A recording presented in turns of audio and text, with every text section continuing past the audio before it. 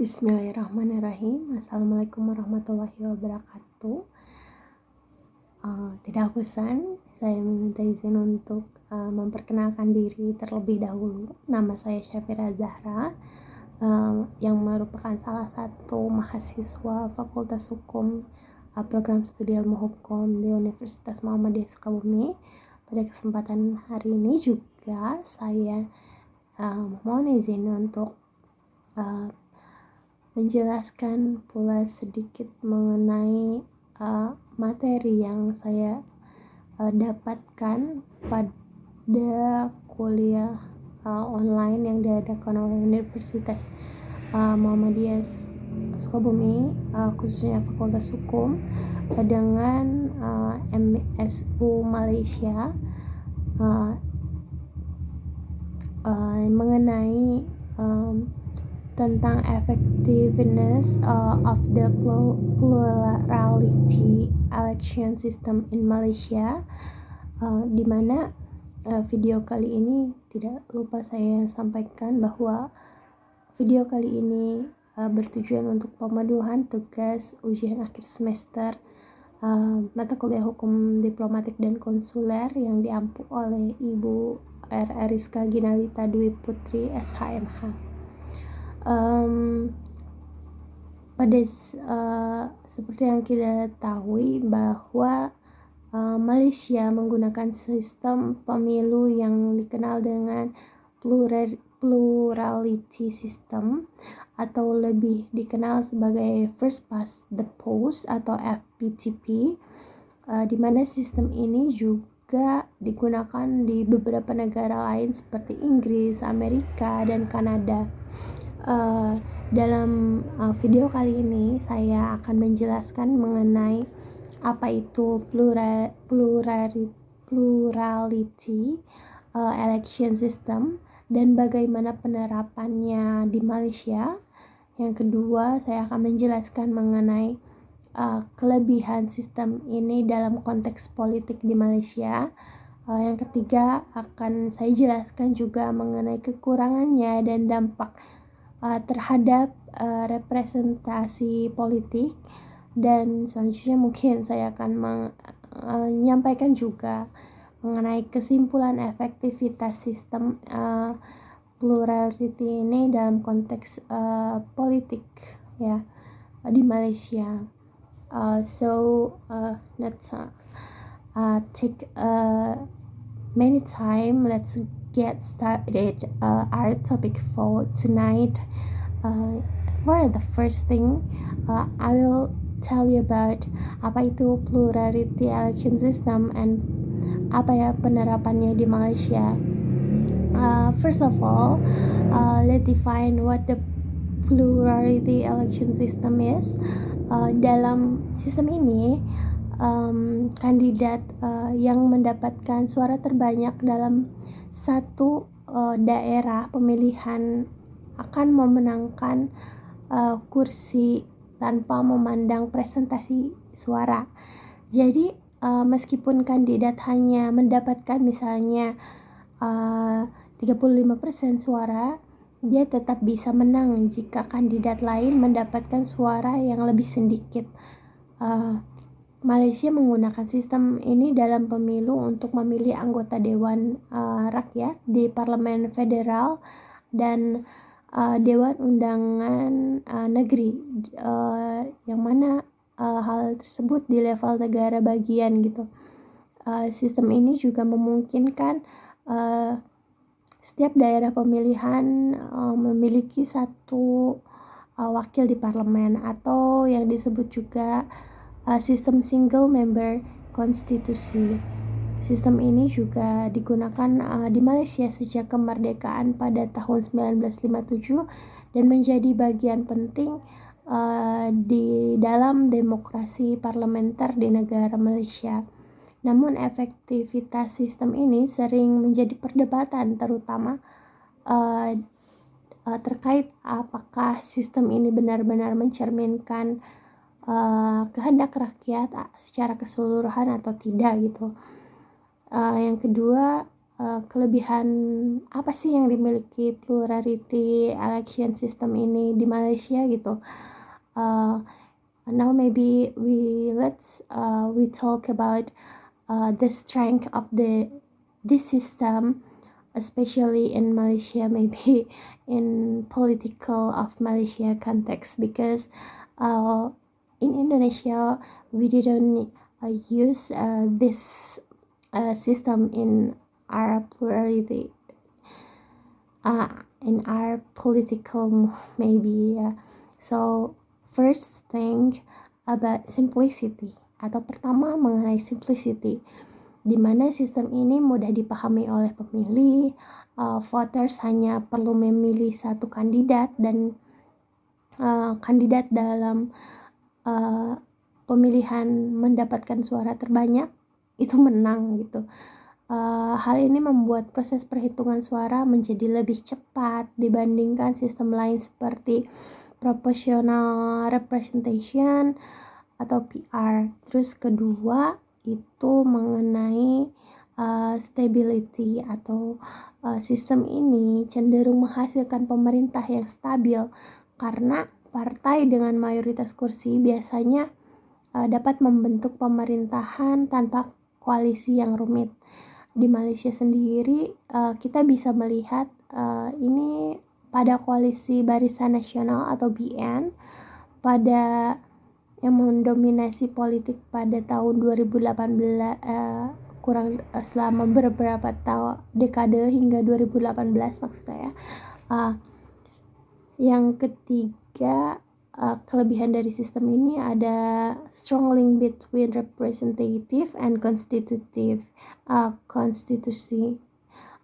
Dalam sistem ini ada hubungan yang kuat antara anggota parlemen dan daerah pemilihannya, di mana wakil rakyat bertanggung jawab langsung kepada pemilih konstitusinya, sehingga mereka fokus pada isu lokal dan tidak merambah isu-isu lain di luar tanggung jawabnya.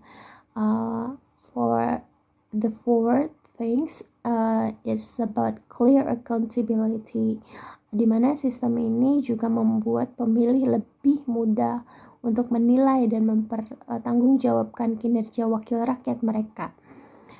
Jika seorang anggota parlemennya tidak memenuhi harapan pemilih, mereka bisa saja tidak terpilih lagi di pemilihan berikutnya. Yang selanjutnya saya akan membahas mengenai kekurangan dari dan dampak sistem ini di Malaysia. However, despite its strength, there are several weaknesses of the plurality election system, especially in Malaysia context. For the first thing first is disproportional representation, di mana salah satu kritik utama terhadap sistem ini adalah bahwa hasil pemilu tidak selalu mencerminkan suara mayoritas secara nasional. Sebagai contoh, pada pemilu tahun 2013, Koalisi Barisan Nasional atau BN memenangkan mayoritas kursi di parlemen meskipun hanya mendapatkan 47 suara populer. Hal ini menunjukkan bahwa sistem ini bisa menghasilkan ketidakadilan representasi. Second atau yang kedua itu about gerrymandering atau malapportionment,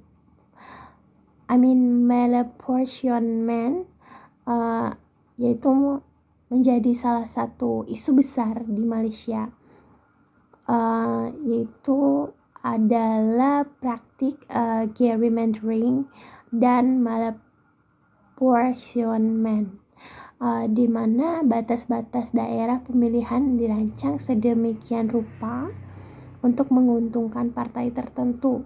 Hal ini menyebabkan ketidakseimbangan antara jumlah pemilih dan jumlah kursi. Sebagai contohnya ada konstitusi konstituensi di daerah pedesaan dengan jumlah pemilih yang jauh lebih sedikit dibandingkan konstituensinya di daerah perkotaan, tetapi memiliki jumlah kursi yang sama. Yang ketiga, ada marginalisasi suara minoritas. Dalam sistem FPTP, suara mayoritas seringkali tidak terwakili dengan hanya kandidat dengan suara terbanyak yang memenangkan kursi. Hal ini dapat memperkuat dominasi partai-partai besar dan mengabaikan aspirasi kelompok minoritas atau partai-partai kecil. Yang selanjutnya ada politik yang terlalu kompetitif. Sistem ini juga seringkali mendorong persaingan politik yang sengit, bahkan antar partai, karena setiap kursi yang menentukan di Malaysia,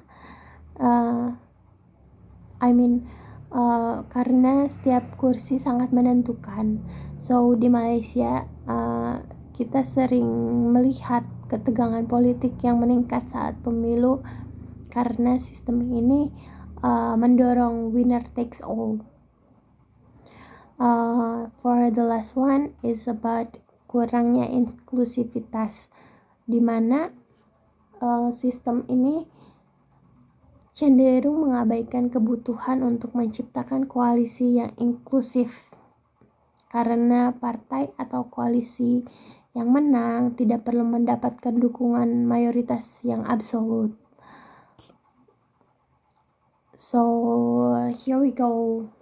Kita sampai di bahasan terakhir, yaitu mengenai kesimpulan dari apa yang saya bahas mengenai sistem pemilu yang diterapkan di negeri jiran kita, yaitu Malaysia. Yaitu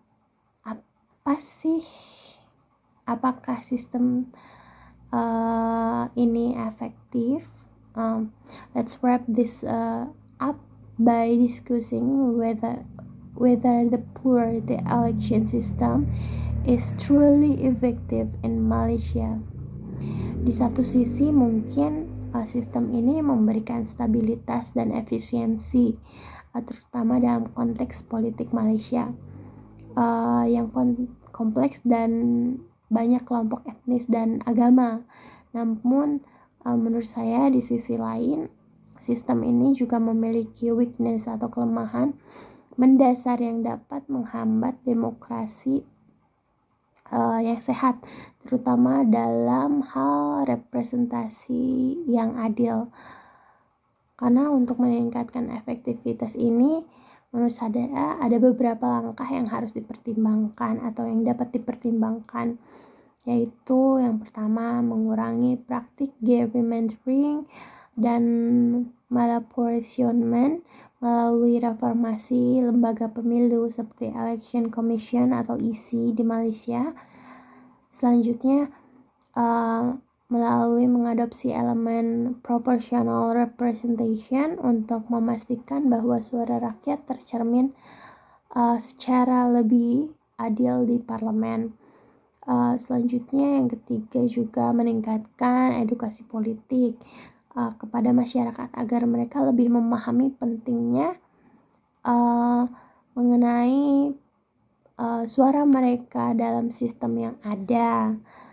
So, kesimpulannya menurut saya adalah plurality election system di Malaysia efektif dalam beberapa aspek, tapi membutuhkan reformasi untuk menciptakan sistem yang lebih adil dan inklusif. So, saya harap presentasi ini dapat memberikan gambaran yang jelas mengenai kelebihan dan kekurangan sistem pemilu ini, serta tantangan yang dihadapi dalam sistem pemilu yang digunakan di Malaysia tentunya. Mungkin cukup sekian dari saya. That's the end of my maybe argument. So I'm Safira. I'm sorry if there's weakness to solve. For the last thing, I will say wassalamualaikum warahmatullahi wabarakatuh, and thank you. Bye bye.